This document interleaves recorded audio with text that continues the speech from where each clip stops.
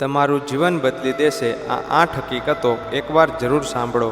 Number 1, જીવનમાં શાંતિ મેળવવી હોય તો બધાને સમજવાની નહીં પણ પોતાને સમજવાની જરૂર છે.